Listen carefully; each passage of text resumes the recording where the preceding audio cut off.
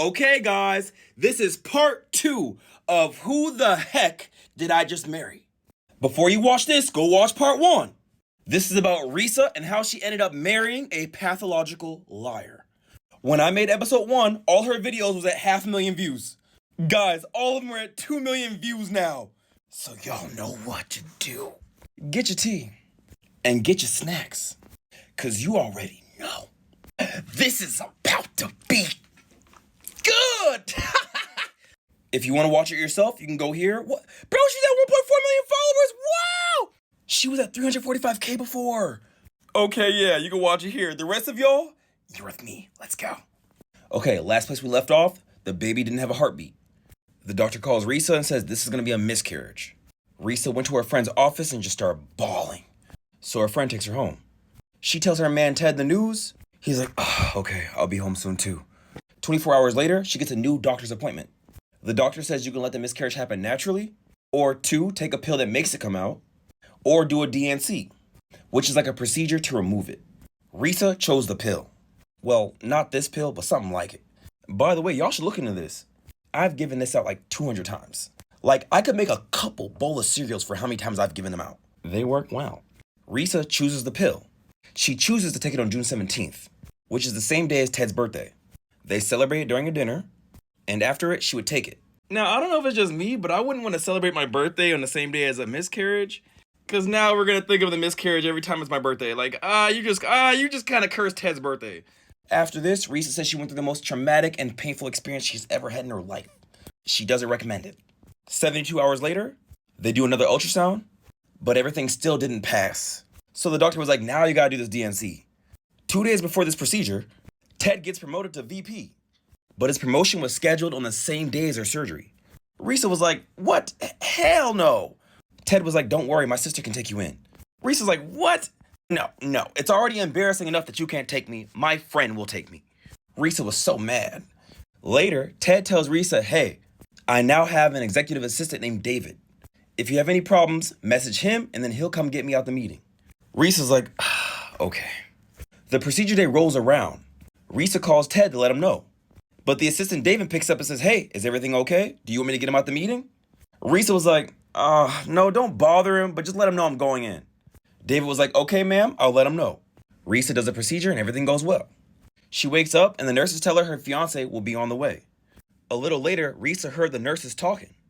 They said they called her fiance, but some assistant answered and told him to let the fiance know. Ted called back 30 minutes later and said, I'll be there soon. He's coming from Duluth to Atlanta, so it should take like less than an hour. Now, what ends up happening is her recovery time took 3.5 hours. And this man, Ted, was still nowhere to be seen. They called for like an ETA like 3 times and he never picked up. Later, Ted finally pulls up. They roll Risa to the car. She gets in. Ted calls her aunt and her sister, says, hey, I got her, we good. But he also texts them and says, hey, don't bother Risa or reach out to her for about a week. She's resting. Risa didn't know this at the time. Just so y'all know, private red flag, sometimes the person that you're with will try to separate you from your family and friends so they can manipulate and have more control over you. Be careful. Now, Risa recovers after 48 hours of being home. Ted says, let's look at houses again. Risa was like, bet, but this time I'm gonna know everything that's going on. We ain't lollygagging. And I'm not working with your last realtor friend. Ted finds another real estate agent named Scott. He says, give me your budget and let me know when you're ready. And only pick empty houses so we can actually look at them. Risa looks at like 15 different houses and finds this one. She loves it. They had it for $700K. Only problem, the basement wasn't finished. Ted was excited. He wanted it as his man cave. They toured this house multiple times, so they were ready to go. This time, Ted says he's paying for the entire house in cash. Supposedly, he had this type of money in the bank accounts he talked about earlier. Just like us, Risa was like, you can cut something like that? He said, yeah, arena football paid him well. Now, guys, like you, I'm getting tired of hearing this. What are these guys making? It says here, arena football players make $7K to $482,000 salary. What? But most of them make $30K. He must have been a very valuable player. Anyway, Scott sends over the paperwork with Risa's name and Ted's name. They look over the offer. It's all good. Ted's gonna pay in all cash. They request the builder to finish the basement. They request the seller to answer in 24 hours, and they wait for the call. Lisa was excited. She said, this time it's different. I watched Ted sign for the offer, and Risa was the one that sent it back in. Now, Risa pauses the story right here because she had to clarify some things. And this like low-key bugged me because it was a lot of things that should have been said earlier. So I'm running through this. Ted was born in Philly. He moved to Augusta for high school, then went to college in San Diego, stayed there, got married, had a house and kids, but they weren't his biological kids. Some of his immediate family was in Georgia. 2 sisters are over here. A brother in Baltimore, a brother in Philly, a brother in Nashville. Risa has physically met his aunt and brother in Augusta, and a FaceTime with his other brother. Now guys, when I started calling him fiance, I was not misspeaking. Risa then skipped over the entire proposal. Let's run it. Now this is before the miscarriage, maybe somewhere late May or early June. I guess they go to a jewelry store. Ted says pick your 3 favorite rings. Risa was like, just so y'all know, I skipped over this because it was completely unromantic. I'm here to tell you right now, we don't care. Let me tell you something. What made you think you could skip over this? The story is called Who the Heck Did We Just Marry? You can't just skip over that.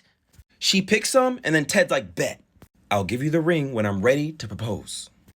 Why did I pick this picture with this man with a perm? Not to make fun of him, but here's my perm. Just so y'all know, I was going crazy with it.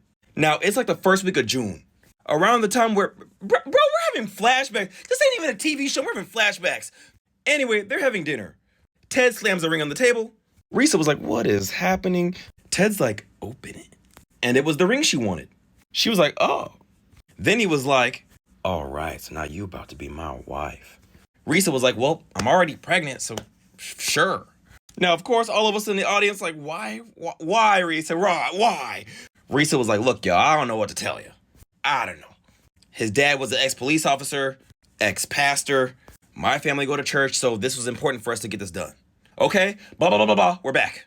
Now, the reason why this was important is because when he said that his sister could take her to the hospital, some people were like, yo, your sister lives over here? You know, and this is why stuff gotta be in order. Because we thought you didn't know nobody in Georgia. So guys, I'm telling you right now, this is about to be like a clusterfuck episode. But at the end of this, I'm about to drop a bomb on y'all. So I'm gonna clean up this mess that Risa made. Now we're back to the part where they're making an offer on this house.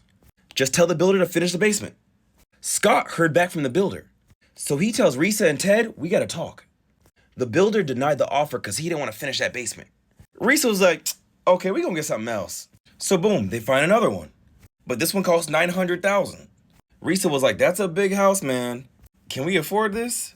Ted says, don't worry, we're gonna use the $750,000 from Chase, and I'll take out the rest of it with my savings.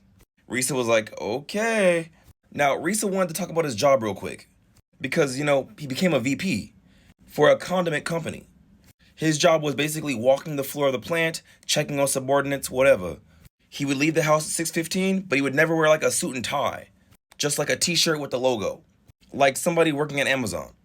I guess she explains his job as a reference for more things that we're gonna hear about later. Now guys, around this time it's about fall. They keep touring and find another house. But this didn't go through because they had like a messed up septic tank and it was gonna cost like $20,000. The sellers didn't want to fix it. Risa's like, then we don't want it. Risa says, let's pause on talking about houses. Which thank God, because I'm getting tired of hearing about this. And now she takes us back to June before the miscarriage because there was a car situation. And guys, this is important because we're gonna see a pattern with Ted. At the time, Risa drove a 2012 Nissan Rogue. Ted drove a 2018 Ford Taurus. Supposedly his job said they're gonna get him a company car. So this man goes on a journey and test drives all types of cars. He ends up choosing a BMW. He tells the salesman the situation and how the company's getting him a car. He tells him I need a full printout of the car, the tax, and the title, so he can send it to his company. Now, this is how the call went in front of her. And even in front of the salesperson, he gets on the phone. He calls the finance person at his job. He's like, hey Tom, yeah. The president has authorized me to get a car. Okay, I'm gonna send over the printout. He hangs up. He waits 10 minutes. Yeah, Tom, did you get it? Oh, okay. Oh, he's not there? All right, okay. Yeah, then we can figure it out tomorrow. Okay, yeah, thank you. He hangs up. He tells the salesperson, hey, the person that does the wire transfers isn't there in the office right now, so we have to do this tomorrow. The salesperson says, that's cool, we can do it tomorrow. Risa saw all this go down, and at this point, she said, it looks official. There's like no reason I would think he was lying. On the way home, Ted tells Risa, because he knows that she would want to drive the car too. He says, I don't feel safe with you driving the car because you're pregnant, so I'm going to buy you a whole new car that I feel safe with you in. Risa's like, cool. She said she wanted the Kia because she loved Kia, so they test drive a bunch of Kias, some Ford Explorers. Ted's like, I don't like any of these. I really want to get you a BMW. So they test drive a bunch of BMWs. Ted was pushing this because back in San Diego, he had a BMW and he loved it, but it got totaled. They gave him a little money for it, and then he got the Ford. Risa test drives the BMW, and she was like, yo, this fire. Ted was like, I think I want you to test drive one more car. He was like, I want you to test drive an Audi. So they go to Audi, and she test drive that. Risa was like, yo, this cool too. At this point, though, Risa was like, look, man, I'm tired of testing cars. I'm tired of looking at houses. Just pick one. Ted picks the Audi. He goes to the dealership, and it's the same process. He asks for the printout. Ted says he'll pay for the whole thing with his offshore bank account, which, like, he got a lot of money in there. He tells the salesman to hold on to the car because it's still COVID and it's going to take a while for the money to transfer. Risa said it was easy for him to make these excuses because it was lockdown, which, sure, these are some, like, valid excuses. But after everything we've seen, no, Risa, this still looks funny. He's sketch. They leave, they're in the car again. Ted gets on the phone and, guys, here's that pattern again. He calls his financial advisor. Yeah, Eric. Yeah, I need the transfer $70,000. I'm gonna buy a car for my fiance. Yep, this is the bank info. Do you need me to email it or do you want me to give it to you over the phone? Okay. Give me a few minutes and I'm gonna email it to you and then let me know when you received it. He hangs up. Risa was just chilling in the car. She wasn't paying attention if like somebody was like talking on the other side. Next day, Ted calls Risa. Hey, I sent the money to Audi. The car is gonna be delivered to the house. Risa's like, wait, hold up. I don't feel safe with the car being dropped off when I'm not there. Can we reschedule it to a day where I'm working at home? Ted's like, okay, does this day work? She says, yep, that's cool. Ted says, okay, it should be there from 1 to 3 o'clock. Next day's rolling around and Risa's waiting for the car. And no surprise here, it doesn't show. And I don't think any of us are surprised. She calls Ted, no answer. He calls back and he's like, yo, what's up? She's like, Ted, the car's not here. Like, what is going on? Do I need to do this myself? Because she know how he be. He gets defensive and he's like, look, I'll handle it. He calls back and he says, Audi says the car was stuck on the truck where the deliveries come from. Risa just laughed because she was like, I knew this BS was going to happen. Like, she wanted to give him the benefit of the doubt, but she was like, man, I expected this. He tells her later, the car will be there this weekend. And of course, guys, it never showed. He had a new excuse. This turns to an argument. Risa was like, look, I'm done. I'm going to get my own car. I don't want to hear about no more cars. I don't want to hear about no more houses. I'm done. The discussion never happened again. At this point, Risa believed she learned something about her man. She was like, this man gets off on the idea of getting you excited for something, knowing that you'll never get it. This is sick. Until this day, she still hasn't got the car. Now remember, guys, this is still before the miscarriage. Risa brings up his family again. He got 2 brothers, 2 sisters, 2 half-brothers through the dad. He would talk to his family almost like every day on the phone. Risa would be around when they were talking. Now around this time, his grandma dies from COVID. Ted was really hurt because he was really close to her. He cried a lot, wasn't eating a lot. Now here's another suspect thing that Ted did. He has a sister named Shantae. Risa has never met her. She would just see him on the phone with her sometimes. There would be times where the sister invited them over. The first time Risa denied because she was like, nah, it's COVID, I don't got time for that. The second invite, Ted didn't want to go because of COVID. Now the third invite, it gets interesting. They both accept and they start driving over. On the way there, Ted gets a call. He's like, hey sis. Oh, okay. That's fine, maybe another day. Okay, all right, I'll see you soon. He hangs up. The sister canceled, so they went back home. Risa said at the time, I didn't think it was a red flag. But for all of us here, I think we're starting to see the pattern with these phone calls, y'all. 3 weeks later, his uncle passes, and Ted becomes like a stickler with like COVID. He was not playing. Okay, guys, now here's the part I was trying to tell y'all. Risa says backstory on ex-wife. Ted was married, had a nice house, caught his wife cheating. Him and the unknown man start fighting. At this time, the 17-year-old son was on the way home from school. He kicks the man out and he kicks the wife out. She's like, I'm not leaving without my kids. Supposedly the kids were old enough and they said they didn't want to leave. They wanted to stay here with the dad. And remember, not biological dad, stepdad. So supposedly she leaves without her kids. Later she gets her own crib and the kids move over there. They file for a divorce in California. Out of this divorce, she still wanted spousal support. Ted said, I'm not doing child support, but I will still send money to support the kids. Now, one thing I was thinking, I don't know if you can put child support on somebody when it's not his real biological kids. Okay, I looked it up. It says you don't unless you adopt them. Either way, he wanted to keep a relationship with the kids. The biological dad went to get milk. I don't know where he is. Instead of an ugly divorce, they became cordial with each other. 2 years later, his job gives him an opportunity to go to Georgia, which is where he meets Risa and we start this whole story. Risa still sees him talk to the kids, helps him with homework. Sometimes he sends money over to support them. The kids even want to meet Risa. She was like, okay, that's cool. Now, guys, here's the bomb that I was talking about.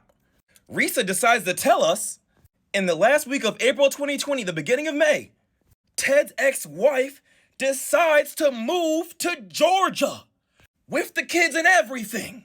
Risa was like, no fucking way. You mean throughout all of this, she was here the whole time? And we're hearing this now? Has Ted been going to see his wife behind your back? And guys, I'm ending it right here on that cliffhanger. I just turned 1.5 hours to 15 minutes. If y'all want episode 3, rip it up in the comments right now. And I'm telling you right now, episode 3 is crazy, y'all. As I always say, what do you think about this? Guys, we are becoming a problem. 1.5 mil? And Facebook kept banning us, so we made a YouTube. We kept putting in the work, and now we're getting a play button, y'all. We about to get a play button. Now, as I told you guys, I'm really a music artist. I love making music, but I make all these videos because you like them. So can you please follow the page for me? Now, outside of all this, remember, Dead Gang, it was just you, and you had a plan. You have come too far to end it right here. Did you forget all that work you just put in? I know you're discouraged, but you are close. We get one life. And on Dead and them, we ain't going out like no weak motherfucker. If they want us out the game, they gonna have to take it from us. So when this video goes off, don't forget to pop your shit, star. I would've done anything, all you had to do was ask. And now that the damage is done, I can't imagine never taking you back. Is it that hard to keep it a stack? Cause all of your promises looking like cap. Cause when I was calling your phone, I already knew where you at. I tried to give you a chance while you doing me dirty. I thought you'd be the last one to hurt me, till you put a knife in my back. You cannot say I didn't love you to death. Baby, I knew you was bad for my health, but I thought I was covered by reinsurance. Thought you would give me, it kills me to know that I would give a kidney if you got sick. Just to find out what you really had wanted. On all this time you were hitting a lick. Don't try to tell me I'm misunderstanding. You know I do not like to be gaslit. This ain't the first time you ever did fraud. It's just the first time that you got caught. Man,